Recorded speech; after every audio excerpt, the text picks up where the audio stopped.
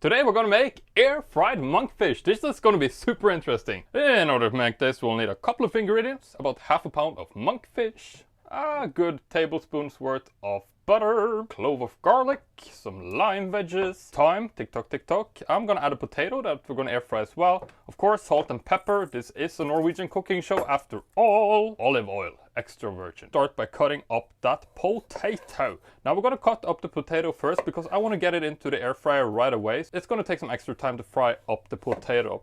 According to my fried potato vegology masterclass, about 20 minutes at 360 degrees Fahrenheit or 180 Celsius should be good. Then we can add the monkfish in for the last 10 minutes. Alright, so for our monkfish here, we're just gonna clean out any sinew and impurities from the meat. Now this monkfish has actually been aged for 13 days, so it's very nice and soft. But just fresh monkfish will do fine as well. Tastes better the longer you age it, up to about 2 weeks. Cut it into cubes. We're gonna do cubes. Let's do an inch and a half sized cubes there.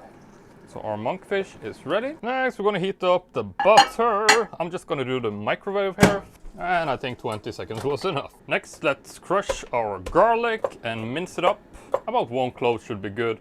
We're also gonna take a sprig of thyme here, and I'm gonna nicely chop that up as well. Next, we're gonna put all of this, including the monkfish, into the butter.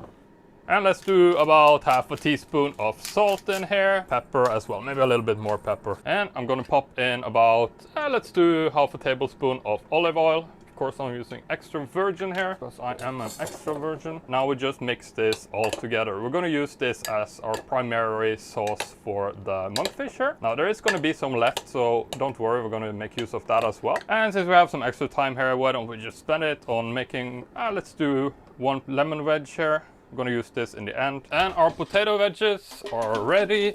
Move those a little bit around in here so that there is room for our fish as well. And I'm just gonna scrape out the remaining sauce here. And we're gonna pop that on top here. We're gonna pop this back into the air fryer. And at 360, 10 minutes, let's go. Alright, so about halfway done here. I'm just gonna take it out and move it around a little bit. Oh, that smells delicious. And back in you go. Dum dum dum dum.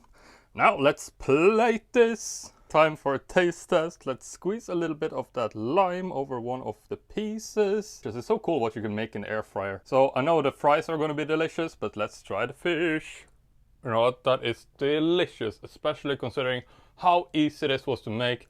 It's delicious taste of thyme, and you really taste the garlic and butter through there. Tiny bit of acidity. The monkfish is nice and soft, actually perfect. 10 minutes at 360 Fahrenheit. That's gonna be ideal.